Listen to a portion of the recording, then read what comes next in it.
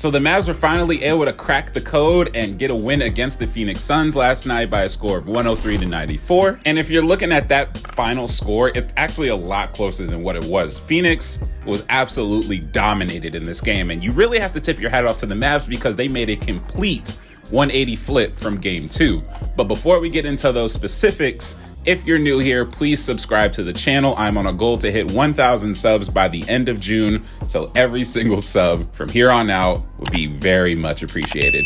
After a very embarrassing Game 2 performance in the fourth quarter defensively by Luka, Jason Kidd said that he had to be better on defense. And Luka himself said that he had to have more accountability, and he also had to be better in the pick and roll. He just had to be better all around. We saw that sentiment change this game as Luka was being praised for not only increasing his effort, but actually going hard at it. So there were a couple plays during this game where he was showing really hard on the screens. And when you're playing against a team like the Phoenix Suns, the pick and roll is going to be very prevalent. Obviously, Devin Booker and Chris Paul are the ones that are going to be running it, and they do it really well. The Mavs as a team and Luka did a very good job of not letting either of those two get comfortable in that pick and roll. They didn't let them choose the matchups or get the mismatches that they wanted because they always had a body on one of them. They were going around the screens with someone attached to them at all times. They weren't switching off the screens because when they did that, it was often Luka that was going to get put into the ISO, and we saw it a lot in late in game 2 where Chris Paul would literally just call for a simple screen, and it was almost like the Mavs just wanted to give him the ISO versus Luka. There was no fight, there was no sort of scheme to get him away from Chris Paul. They kind of just let it happen. And in this game, it was a lot different because they didn't let that happen. Defense is 50% effort and 50% skill. If you're not putting in any sort of effort on that side of the ball, the other team is going to take full advantage of you. We saw it a little bit in game 3 because even though Luka was doing pretty well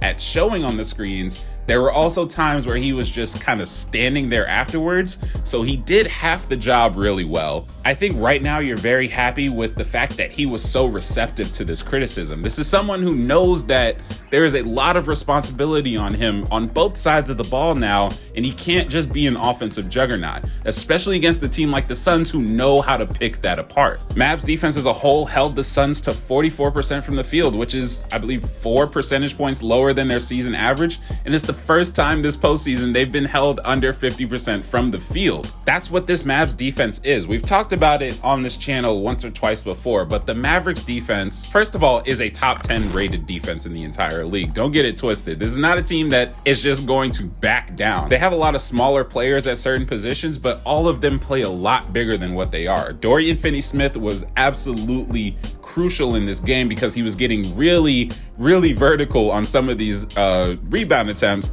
because DeAndre Ayton is going to be in the game for a while too, and the fact that no one athletically on the Mavs can really match up with him, everyone has to play above what they are. And Dorian Finney-Smith did exactly that. He was tapping loose balls. He was getting up there with Ayton. He was going after the hustle plays.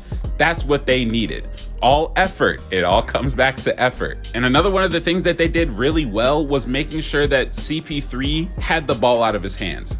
I haven't mentioned this, and I'm surprised I haven't, but CP3 had 7 turnovers to only 4 assists. That tells me that the Mavs did an excellent job of making sure other people were trying to make the plays. They forced 7 turnovers from Chris Paul. They forced another 5 from Devin Booker. And really, that's the only turnovers you really care about. Because if you get the ball out of the 2 primary ball handlers' hands and you're making a player like Jay Crowder trying to make a play at the top of the key, right? Jay Crowder didn't know what to do. He could not make the proper play. He could not get that ball to him, so it resulted in a turnover. And that was the plan. That was the absolute scheme from the start. The Mavs and Jason Kidd recognized that if they wanted to have any sort of chance at winning a game in this series, the effort and the way they defended Chris Paul and Devin Booker had to change. And it changed dramatically. It was a complete 180-degree shift from game 2. They were cutting off all his passing lanes. They were making sure that he couldn't snake dribble into the paint against Maxi Kleber and get a mid-range. Now,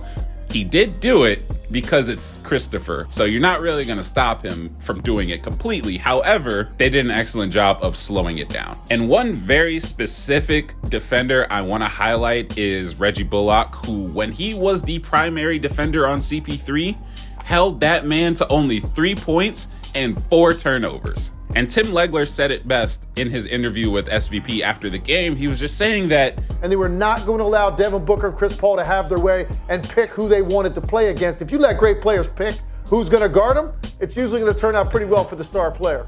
those two are very capable of managing a game and slowing it down and playing to their own style. The Mavs made sure that those two were playing to their style. They were playing the Dallas way of basketball. They were being very physical with the Suns. They were getting their hands up, and especially against CP3, because surprise, surprise, the man is 6 feet tall. With Dorian Finney-Smith and Reggie Bullock taking a majority of the perimeter assignments, they were in his grill. And that's really all it was. It was just an effort thing. We always come back to that word. But I feel like this video has gone on a little bit longer than I expected, so I'm gonna end it here. Thank you so much for watching. If you enjoyed the video, again, please like, subscribe. I'm on a mission. I've ironed out some things and we are back on a schedule, so we are good. Expect more Raw Thoughts videos coming out. Otherwise, I will talk to you later. What did you see differently from Luka on the defensive end tonight? He was more active. I think like the first or second possession, he was on the floor, diving on the floor. You know, when you see the best player doing that, you know, it's kind of set the mood.